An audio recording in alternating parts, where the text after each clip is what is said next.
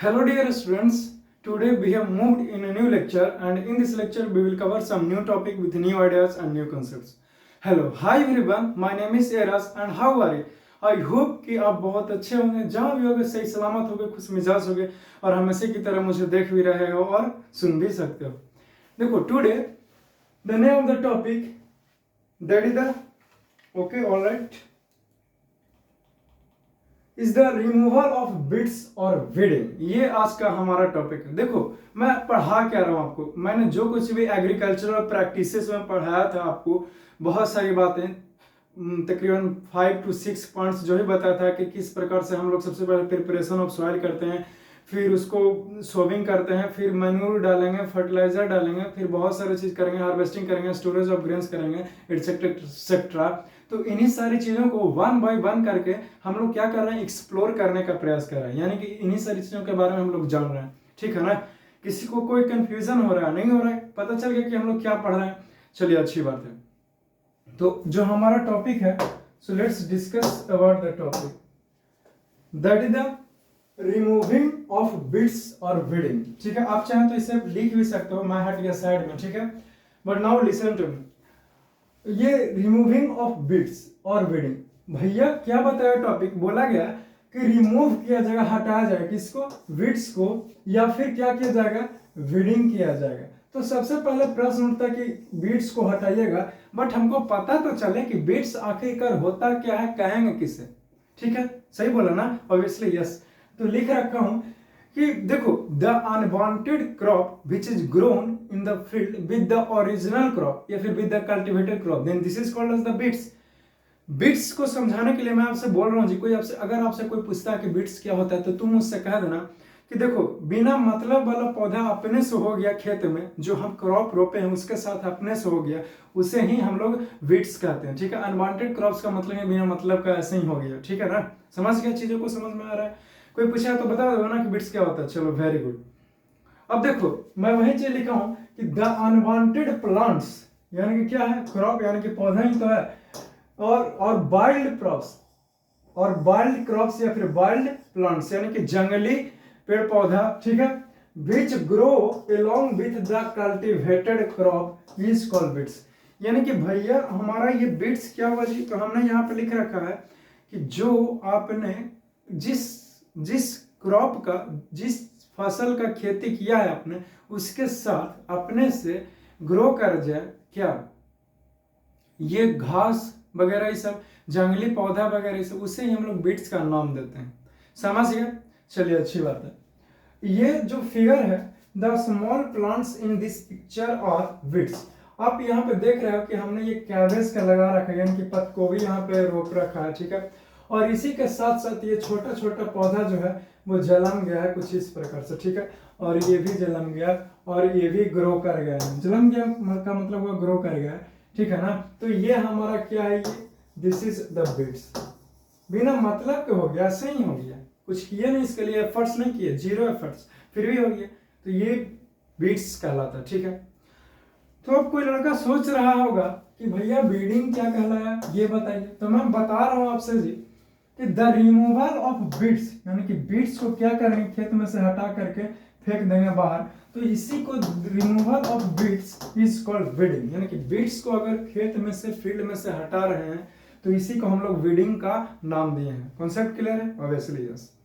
चलिए I hope कि आपने इसे सीखा होगा। आप क्या कीजिए, आप इसे नोट कर लीजिए, ये फिगर बनाने की कोई जरूरत नहीं है, सिर्फ ये डिफिनेशन लिख दो, ये समझाने के लिए फिगर दिखा है।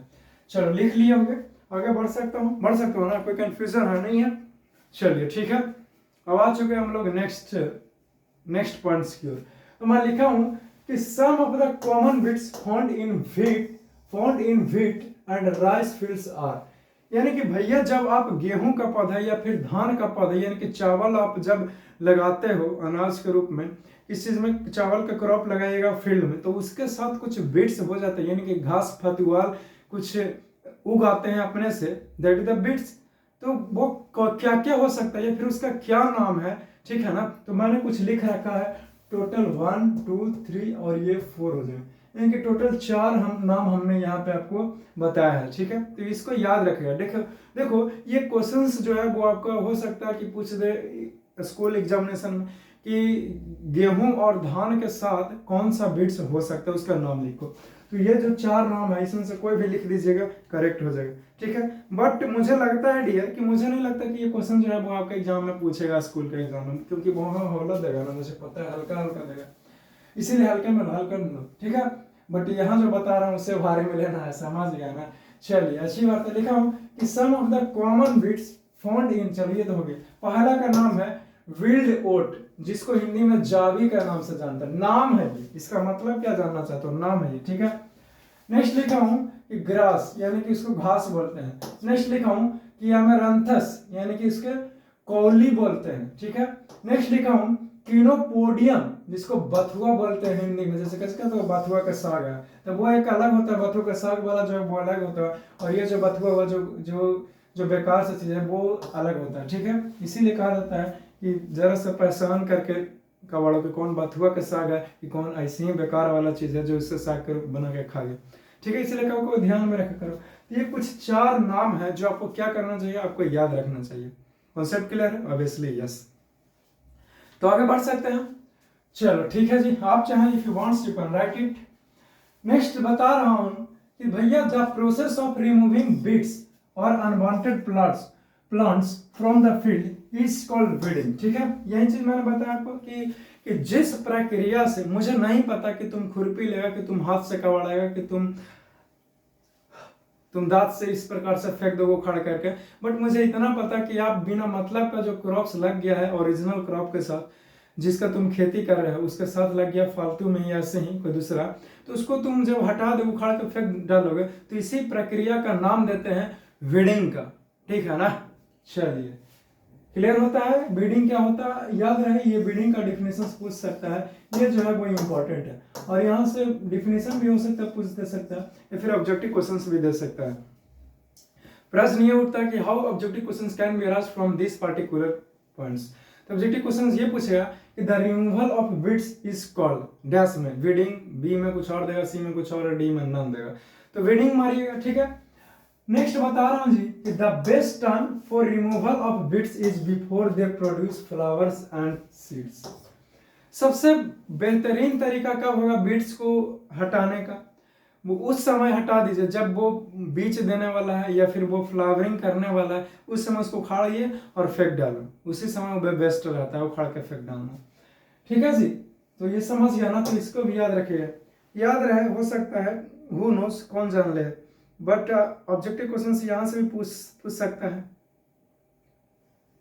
ऑब्जेक्टिव क्वेश्चंस यहां से पूछा कहा कि सबसे बढ़िया टाइमिंग कब है बिट्स को हटाने के लिए, यानी कि बिट्स को जो है वो भैया कब हटा सकते हैं, तो कहिएगा कि जब उसको में फ्लावर्स या फिर बीज देने योग्य हो जाएगा, सक्षम हो जाएगा, तब उस समय हम लोग क्या करेंगे, उसी बिट्स को यानी कि घास फतवाल जो भी जन्म गया है हमारा रोपा गया क्रॉप्स के साथ, हम उसको उखाड़ के फेंक देंगे, इसी यही हमारा बीडिंग कहलाता है, ठीक है जी। चलो आगे बता रहा हूं कि मेथड्स ऑफ बीडिंग, कि भैया आखिरकार जो बीडिंग है वो किस प्रकार से किया जाएगा, ठीक है बच्चे, किस प्रकार से बीडिंग्स करेंगे, उसका तरीका क्या है। तो पहला बताया कि removal of bits by pulling them out with hand. सबसे बढ़िया तरीका है जाओ पकड़ लो, ठीक है ना, पकड़ने में वैसे एक्सपर्ट ही हो आप लोग, जाओ पकड़ो और उखाड़ो और फेंक डालो, जाओ पकड़ो उखाड़ो फेंक डालो, जाओ पकड़ो उखाड़ो फेंक डालो, पकड़ो उखाड़ो फेंको, पकड़ उखाड़ फेंक, ठीक है, पकड़ उखाड़ फेंक, इस प्रकार से फार्मूला होता है हाथ से हटाने के लिए बीडिंग्स को, ठीक है। तो समझ गया ना, कोई पूछेगा तो कह देना जाओ पकड़ उखाड़ फेंक, कह देना, कोई दिक्कत नहीं है, सब चलेगा, है कि नहीं। तो ये समझ गया कि किस प्रकार से, तो भैया हाथ के द्वारा उखाड़ के फेंक दीजिए। दूसरा लिखा हूं कि removal of bits by using trowel, यानी कि खुरपा। खुरपा एक इस प्रकार से आता है, कुछ ऐसे दिखेगा, इस प्रकार से आएगा, गुड लगाओ और इस प्रकार से ऐसे जा करके कोड़ करके फेंक दीजिए, ठीक है, तो वो जड़ से निकल जाएगा, और हाँ हाथ से भी जड़ से भी निकल जाएगा, बट खुरपा इज द बेस्ट ऑप्शन, ठीक है जी। तो थर्ड में लिखा हूं कि destroying the weeds by spraying special chemicals called बीडिसाइड्स।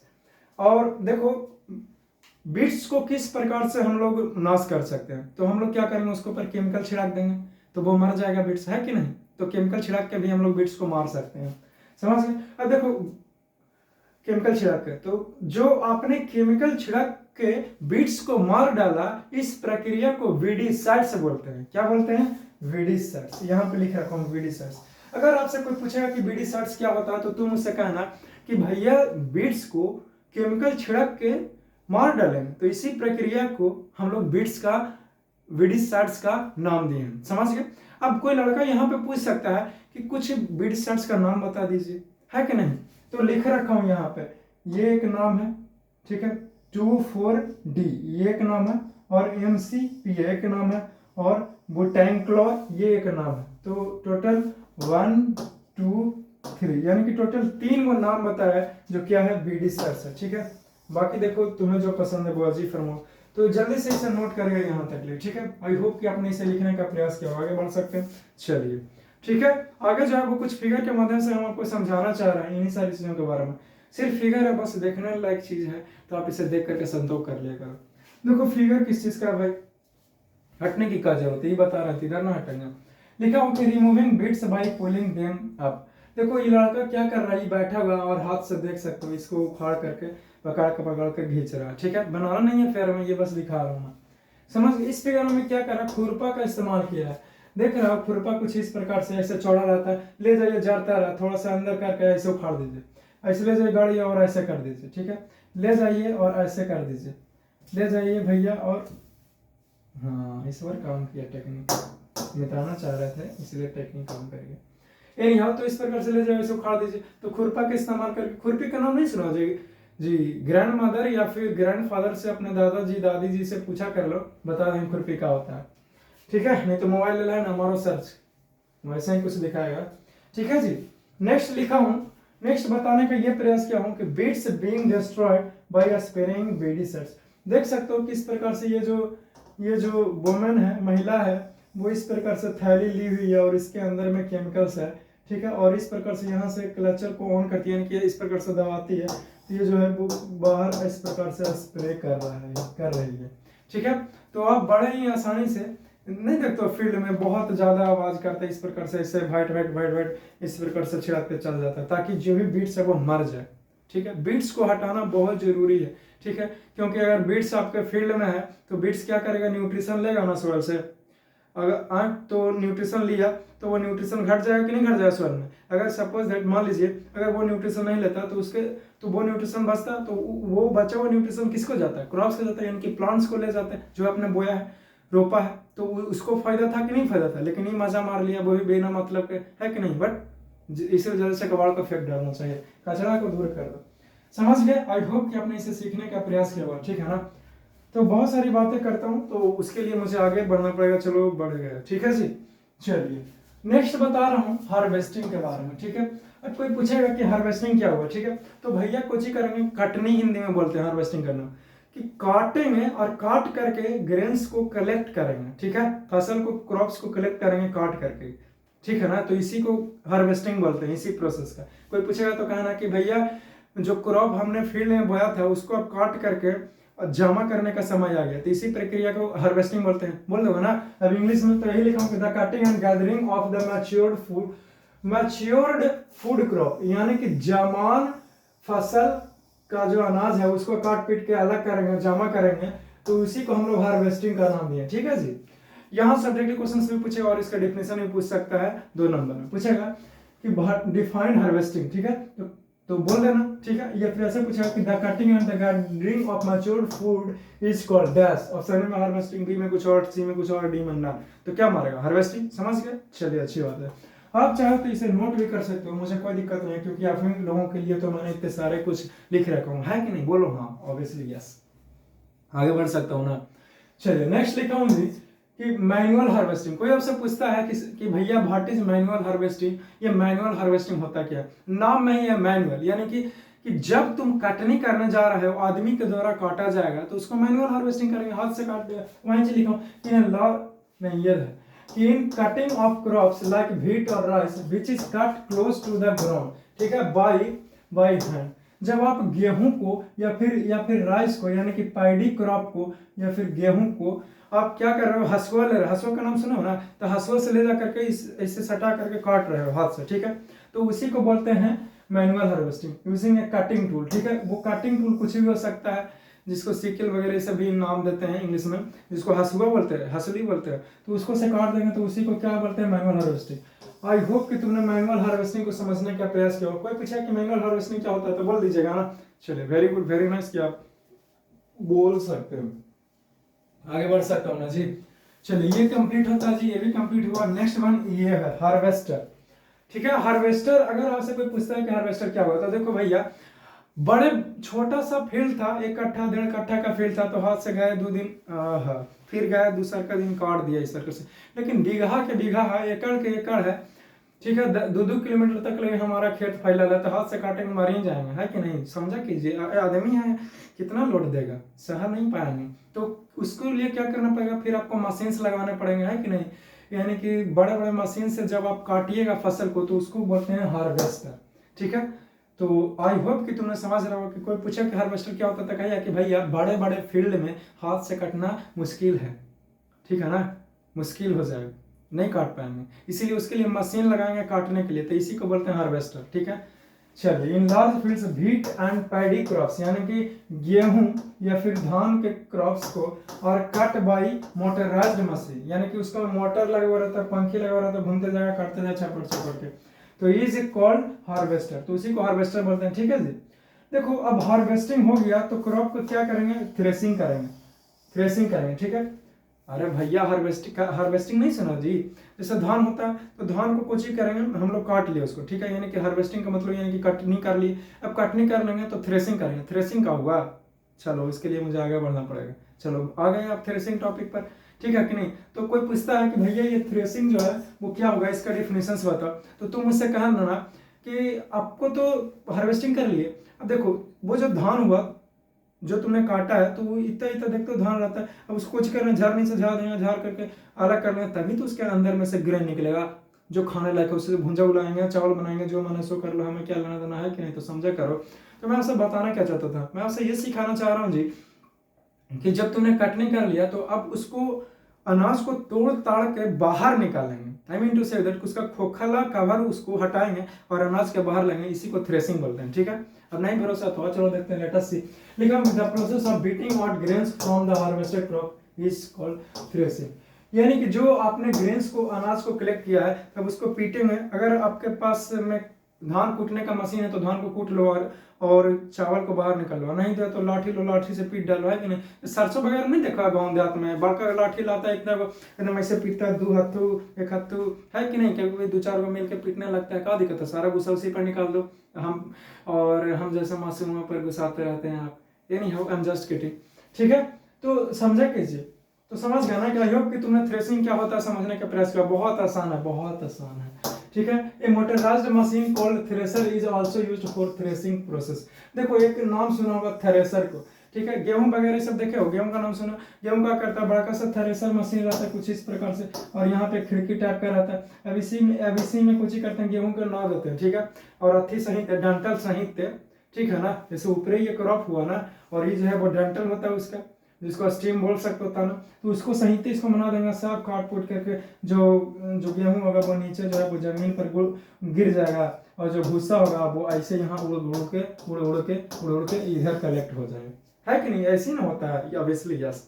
तो उसको मशीन का नाम है थ्रेसर, ठीक है, थ्रेसर मशीन, तो थ्रेसर से भूसा उड़ेगा, ठीक है ना। नेक्स्ट लिखा हूँ कि तो ये कंप्लीट होता है। नेक्स्ट लिखा हूँ कि after threshing winnowing is done, भैया आपने थ्रेसिंग किया तो कुछ ही करना पड़ेगा, विनोविंग करना पड़ेगा। विनोविंग तो आप जानना चाहते हो कि विनोविंग क्या होता है, बट उससे पहले थ्रेसिंग कंप्लीट होता है, कोई दिक्कत है नहीं ना। चलो इसे लिख लो जल्दी से, चलो सड़क से लिख लिया होगा, चलिए वेरी गुड वेरी नाइस। अब बताता हूँ विनोविंग के बारे में। देखो तुमने जब उसको क्या किया, थ्रेसिंग किया है, तो भूसा वगैरह होगा अनाज के साथ में, जैसे चूड़ा कुटाने का नाम सुना है, चूड़ा कुटता है तो देखते हो कि जो भूसा होता है धान का वो छुड़ा के साथ में रहता है, तो भूसा सही तक खाएंगे, बेवकूफ कहीं का जानवर समझ के रखा है जी, समझा करो, तुम्हारे जैसे ही दिखते हैं तो कैसे खा लेंगे भूसा सही, तो तुम खा लेगा नहीं खा लेगा, तो समझा कीजिए। ठीक है, तो आगे बढ़ रहा हूँ मैं, अब से ये बता रहा हूँ कि कहीं को काम चलाने के लिए क्या करते हैं हम लोग, इस प्रकार से ऐसे कर करके एक फाका मार देते हैं, हाँ चलो अच्छा है, हाँ चलिए पैक कर दीजिए इसे, ठीक है, 2 किलो ना इतने में कहेगा, पार्टी करेंगे 100 किलो, ठीक है, तो आई एम कमिंग, आ जाऊँ, अच्छा ठीक है, तो आप अपने जगह, मैं अपने जगह पर कूल हूँ, ठीक है। तो मैं आपसे ये बताना चाह रहा हूँ जी इसी विनोविंग के बारे में कि भूसा को उड़ाएंगे इस प्रकार से। देखो गांव देहात में एगो अथी ले लेगा, कुछ ही बोलते हैं उसको, सूप, हाँ सूप ले लेगा, इससे चौड़ा नियत रहता है, ऐसे चौड़ा नहीं। और इसको मिलने लगा चूड़ा सहित या फिर धान का भूसा रहेगा और ये चावल रहेंगे दोनों साथ में, और इस प्रकार से इसे करके क्या करेगा, नीचे अनाज को गिराएगा और आगे जो है वो पंखे लगा दिया, मोटर से पंखा से भूसा जो हल्का उड़ा गया और अनाज भारी ऐसे में नीचे गिर गया, तो उसी को बोलते हैं विनोइंग।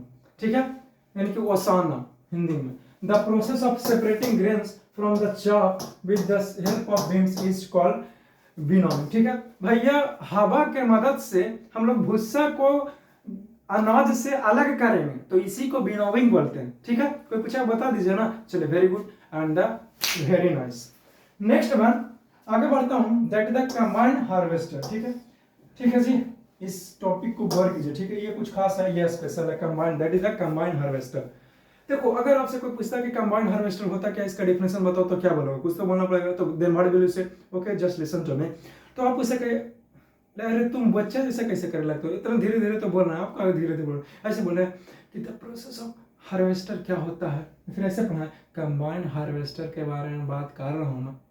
बड़े हो गए हो, बच्चा थोड़ी रहे जी, तब चीज़ों को पकड़ना सीखिए, है कि नहीं। तो कंबाइंड हार्वेस्टर, अब मान लीजिए 5 सेकंड में एक शब्द बोलूंगा, जो तेजी से बोलूंगा तो 5 सेकंड में 5 शब्द बोल लूंगा, तो समझे कीजिए। ठीक है जी, आगे बढ़ सकता हूँ ना। तो कंबाइंड हार्वेस्टर क्या है भैया? देखो, आजकल ट्रेंड चला है, आजकल मॉडर्नाइज हो रहा है हर एक चीज, जैसे आप भी मॉडर्नाइज हो रहे हैं। तो बॉयज लोगों को तो क्या ही करना, बाल ही खड़ा करके आएगा। हमारा तो भैया बाल ही नहीं खड़ा है अभी, है कि नहीं। तो ठीक है, तो मैं आपसे ये बता रहा हूँ कि आजकल तो ट्रेंड चला है कि भैया हर एक चीज़ बढ़िया हो जाए, फैशनेबल हो जाए। जैसे चेहरे को भी चमका लिए, कॉस्मेटिक्स वगैरह इसे लगा करके, बाल चमका लिए, इस प्रकार से हवा मार करके, स्प्रे लगा कर, जेल लगा कर, है कि नहीं। बहुत सारी चीज़ें होता है।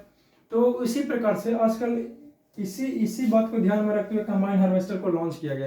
कंबाइंड हार्वेस्टर क्या होता है? कोई पूछेगा कि व्हाट इज कंबाइंड हार्वेस्टर, इसका डिफिनेशन बताओ, तो आप उसे कह देना। ठीक है, क्या कहोगे बता दें।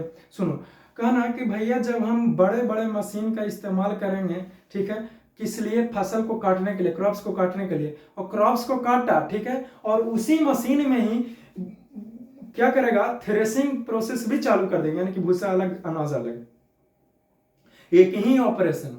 ठीक है ना। जैसे एक ही टीचर है और वो आपको फिजिक्स भी पढ़ा दिया, केमिस्ट्री भी पढ़ा दिया और बायोलॉजी भी पढ़ा दिया, है कि नहीं। तो वो पढ़ा दिया, ठीक है। ठीक उसी प्रकार से एक ही मशीन में क्या हो जाए, वो काट लेगा इसे, इस प्रकार से ऊपर से इसको काट दिया, काट करके अब धान, अब ये उसको उठा करके एक ही मशीन में थोड़ा सा आगे लेके जाएगा, उसमें क्या हो जाएगा, उसको थ्रेसिंग किया जाएगा, यानी कि जो भूसा है वो हटा लेगा, किससे? तो ये हमारा अनाज से। ठीक है, तो उसी को बोलते हैं कंबाइंड हार्वेस्टर। नाम है कंबाइंड हार्वेस्टर, यानी कि कोची है तो क्या है, तो कंबाइंड है। ठीक है जी, अब ठीक है ना, कच पिस्ता हटा दिए, मिटा दिए। नाम है इसका कंबाइंड हार्वेस्टर, यानी कि एक साथ दो काम कर लेगा। ठीक है, बार बार बोलेंगे बोर हो जाओगे। Combined harvester is huge machine, यानी कि बड़ा machine which cuts the standing serial crops.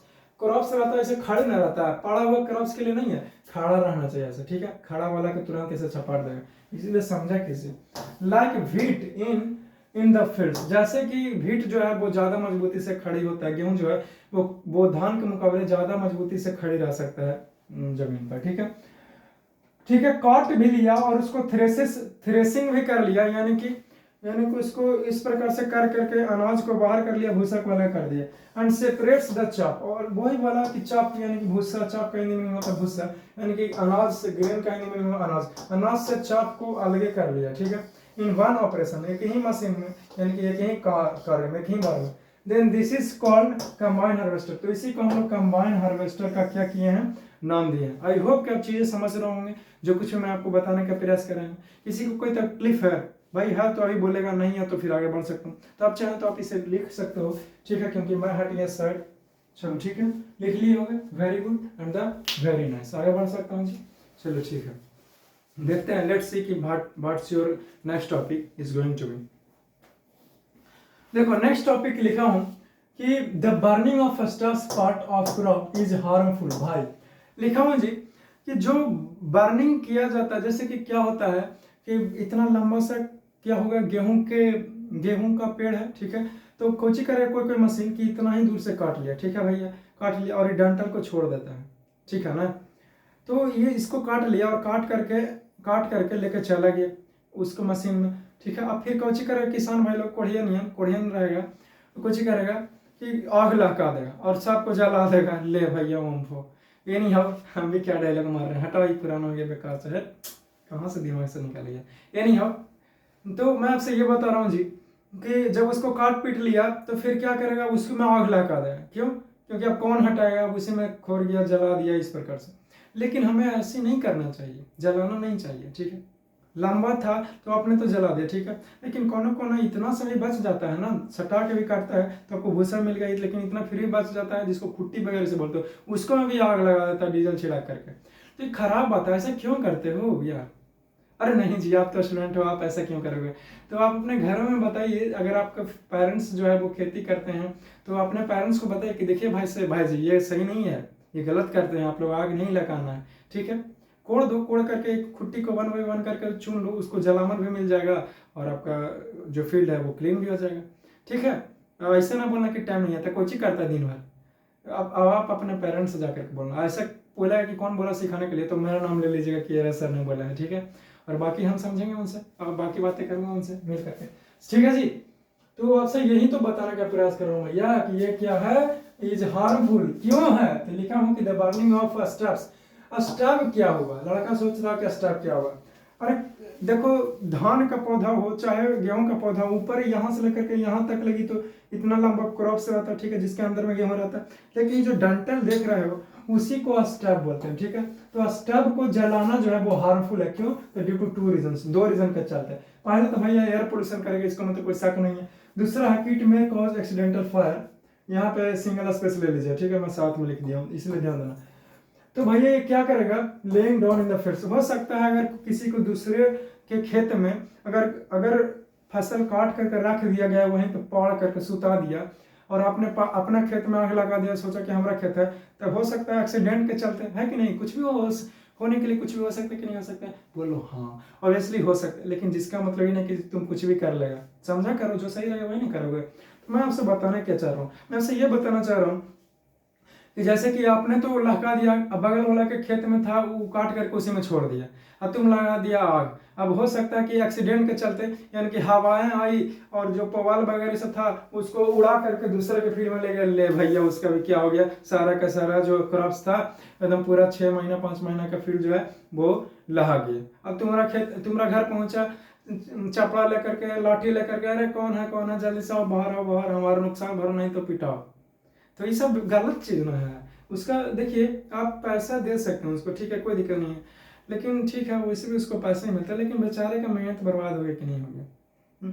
कोई सोच रहा होगा कि क्या दिक्कत है, हम पैसा दे देंगे, वैसे भी तो उसको बेच करके पैसे ही कमाता है। तो देखो तुम गलत सोच रहे हो, हाँ तुम सच में गलत सोच रहे हो। अब कोई लड़का सोच रहा हो कि कैसे पैसा तो देते दिए उसको नुकसान का। देखिए अगर उसने गेहूं, नाउ लिसन टू मी, ध्यान से सुनो, अगर सपोज दैट डियर, मैं पर्सनली आपसे बता रहा हूँ कि मैं नॉलेज के बेसिस पर बोल रहा हूँ और एक्सपीरियंस के बेसिस पर, अगर उसने खेती किया है, ठीक है, अगर 1 बीघा में खेती किया तो उसको सपोज दैट मान लीजिए इतना में खेती किया, ठीक है, अगर इतना क्रॉप्स उसके पास हुआ, इतना गेहूं हुआ, अगर वो गेहूं नहीं जलता तो वो गेहूं जो है वो मार्केट में बिकता और लोगों तक पहुंचता, तो लोगों का पेट भरता ना, लोग उसको पैसा देते, यानी कि अनाज हमारे मार्केट में अवेलेबल हो गया, लेकिन वो अनाज बर्बाद हो गया, तो मतलब कि अनाज हमारा मार्केट में आया ही नहीं है, पैसे तुम दिए उसको दूसरी बात है, लेकिन अनाज नहीं ना आया, तो अनाज की कमी हो जाएगी ना ऐसे करते रहोगे तो हर एक चीज़ पैसे से ही कंपैरिजन नहीं किया जाता है, ठीक है। अब बाकी की बातें बहुत सारी होते रहता है कि नहीं, तो बाकी बहुत सारी चीज़ें जो पैसे पर भी होते रहता है, ठीक है। चलिए आप समझ गए हो ना, तो इसीलिए ऐसा मत कीजिए, आग मत लहकाइए, ठीक है, और आपका फिर सॉइल भी तो खराब हो जाता है कि नहीं, लिख सकते हो, it can damage the soil, ठीक है। नेक्स्ट लिखा हूं जो बहुत ही इंटरेस्टिंग है, हार्वेस्ट फेस्टिवल। ये पहली बार सुन रहे हो कि नहीं सुन रहे हो? फेस्टिवल तो भैया बहुत मनाए हैं, लेकिन यहाँ पे फेस्टिवल मनाने वाले हैं, ले भैया हार्वेस्ट फेस्टिवल। आप चाहे तो आप इसे नोट भी कर सकते हो, क्योंकि मैं अगर बताऊंगा तो खिच कर दूंगा। हार्वेस्ट फेस्टिवल यानी कि कटनी का क्या, तो कटनी का त्योहार, हाँ कटनी का त्योहार हिंदी में बोल सकते हो। तो भैया कटनी का त्योहार कुछ मजे तरीके से है, यानी कि कुछ स्पेशल, जैसे कि do wants to know about this.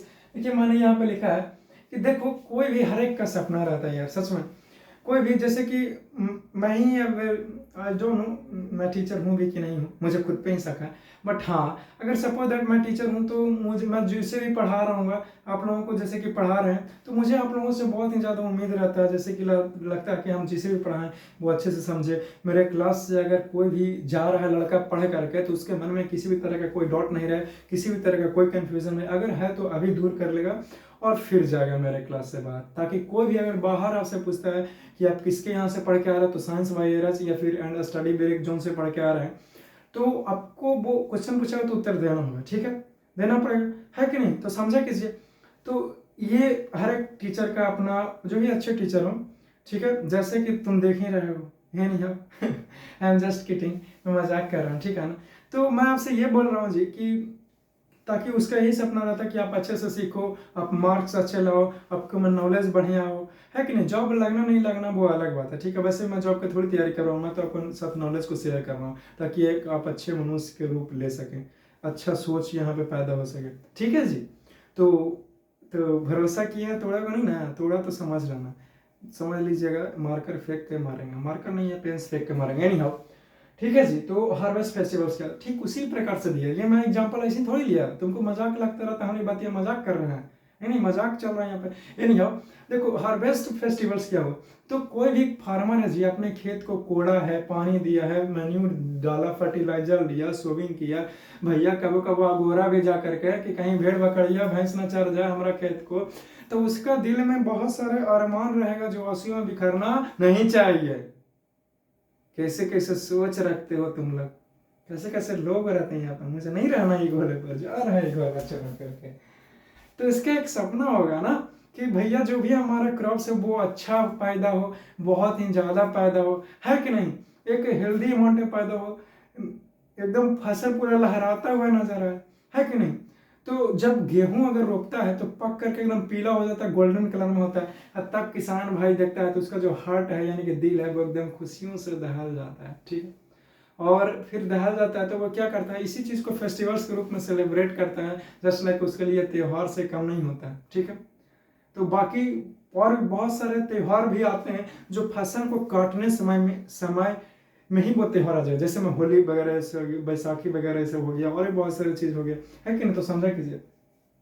देखो पहले क्या होता था, मैं सच बता रहा हूँ, मैं खुद देख चुका हूँ इन्हीं आंखों से, और महसूस करने में तो कोई कमी ही नहीं छोड़ता हूँ, है कि नहीं? अभी भी महसूस ही कर रहा हूँ। देखो डियर, मैं ये बता रहा हूँ, जब मैं गाँव में रहता था पहले, तो क्या होता था कि जो हमारे अंकल हुआ करते थे, और और दादाजी वगैरह से, मेरे दादा को तो मैं नहीं देखा हूँ, ठीक है ना, सच में फोटोज में ही मैं उनको देखा हूँ।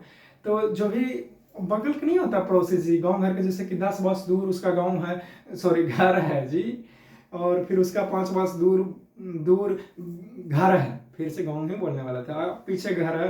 तो वो सब क्या हुआ, अंकल लोग कलेक्ट हुए और रात के 12 बजे रात के बिरहा गाने लगे, इस प्रकार से करने लगे कि इसलिए इसी यही होता था। अब पता चला कि मतलब ये होता था, पता मुझे कई साल पहले ही पता चल गया, आपसे बता रहा हूँ। तो मैं ये बता रहा था कि बहुत दिनों के बाद पता चला कि ऐसा क्यों किया जाता है कि नहीं? तो खुद जाने, है कि नहीं? पूछते भी थे तो कहते थे ऐसे ही। आपको क्या बोले कि मतलब कि कितना अजीब लगता कि भैया फसल को हम बोए हैं, उसको सेलिब्रेट करने के लिए मतलब गा रहे हैं, बजा रहे हैं, नाच रहे हैं, कितना अजीब लगे कि नहीं, पागल उगल का हो गया है। लेकिन उसका ऐसा होता है, मतलब फीलिंग से भावना है तो वो बाहर आएगी ही आएगी, है ना जी। ये सब दबाने की चीज नहीं है, ठीक है, दबाने में दबा लेना चाहिए, बाकी कर डालो जो होगा देख लेंगे देख लेंगे देख लेंगे, ठीक है जी। तो वही चीजों को मैं लिखा हूँ यहाँ पे कि when the crops mature and becomes ready to be harvested, then the fields turns golden yellow। जब क्रॉप जो है वो जवान हो जाएगा, बड़ा हो जाएगा और काटने योग्य हो जाएगा, तो वो जो फसल है वो पीला कलर में हो जाता है कि नहीं, और जो पूरा खेत है वो गोल्डन की तरह एकदम भर जाता है। ऐसे करके देखिए ना, तो पूरा एकदम येलो कलर में देखा हूँ, बहुत अच्छा लगता है सच में। नेक्स्ट लिखा हूँ जी कि the site of golden fields of standing laden with grains fills the hearts of farmers with joy। देखो क्रॉप जो है वो खेतों में खड़ा रहता है, ठीक है। लैडन विथ ग्रेन्स का मतलब हुआ कि वो जो क्रॉप है, वो जो फसल है, वो ग्रेन्स से, अनाज से भरा हुआ है, ठीक है। तो ये देख करके फार्मर्स के हृदय एकदम पूरा जॉय, एकदम पूरा हर्ष उल्लास से, खुशियों से भर जाता है, समझे, खुशियों से भर जाता है, समझे। चलो ठीक है, नेक्स्ट बता रहा हूँ जी, the period of harvest is great joy and happiness in all the parts of India, ये पूरे भारत की कहानियाँ, ठीक है ना। बाकी कंट्री का तो मुझे नहीं पता, क्योंकि बार बार जा करके देखे ही नहीं अभी, है कि नहीं, तो कहाँ से बताएंगे। इंडिया में ही है कि कुछ कुछ जगह पे घूमे हैं, बहुत कम ही जगह पे घूमे हैं, लेकिन हाँ जा चुके हैं इधर उधर, समझा करो, क्योंकि मैं भी इधर उधर जाने में कमी नहीं छोड़ता हूँ। जैसे क्या बोलते चलता हूँ ना, वैसा नहीं करता हूँ, ठीक है ना। काम से जाता हूँ, काम से आता हूँ। अभी नहीं बोला कि समझते हैं कि कौन काम से जाता है, ये सब आप लोगों के लिए शोभा देता है, ठीक है जी। तो मैं आपसे ये बता रहा हूँ कि जो हमारा इस प्रकार से जो माहौल है वो पूरा भारत में आता है कि नहीं। तमिलनाडु हो गया, केरला हो गया, बिहार हो गया, असम, उत्तर प्रदेश, ये सब के सब का हाल है, क्योंकि हर एक जगह खेती ही होता है कि नहीं, तो वो भी खुशी मनाएगा, ठीक है जी। तो लिखा हूँ कि main and women celebrate harvest season in the form of festival. Harvest season को फेस्टिवल्स के रूप में मनाता है, ठीक है। देखो लिखा हूँ the special festivals in India associated with the harvest season. और देखो हार्वेस्ट सीजन यानी कि कटनी का जो माहौल होता है, कटनी का जो टाइम आता है, उस समय जो कुछ फेस्टिवल्स आता है उसका कुछ नाम लिखा हूँ।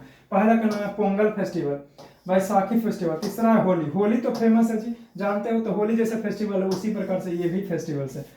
लिखा हो कि नबान्या फेस्टिवल्स, बिहू फेस्टिवल्स, ठीक है जी। ये सारे के सारे फेस्टिवल्स हैं जो सेलिब्रेट किया जाता है हमारे इसी किसान भाई लोगों के द्वारा, ठीक है, जो बहुत ही ज़्यादा उसके लिए मतलब कि जिंदगी में बहार लेकर के हम आए, तुम मिले, खुशियों का बहार लेकर के आए, ठीक है जी। तो मुझे लगता है कि मैंने बहुत सारी बातें करने का प्रयास किया होगा इस लेक्चर में, और मुझे यही उम्मीद रहता है डियर कि मैं जो कुछ भी आपको पढ़ा रहा हूँ वो आसान भाषा में सीख जाओ, अच्छे से सीख जाओ, एकदम प्रेशर नहीं लो, एकदम आराम से पढ़ाई कीजिए, ठीक है ना, ठीक है।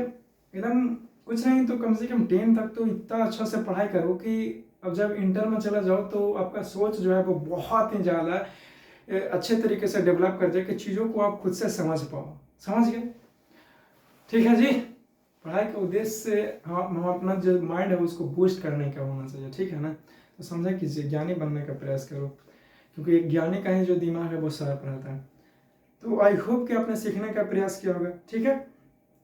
तो अब मुझे नहीं लगता कि और भी कुछ जो चीज़ें हैं वो मुझे बताने लायक चीज़ें थी और मैंने आपको नहीं बताया। मैंने लगभग आपको हर एक चीज़ के बारे में जानकारी दे दिया, ठीक है ना।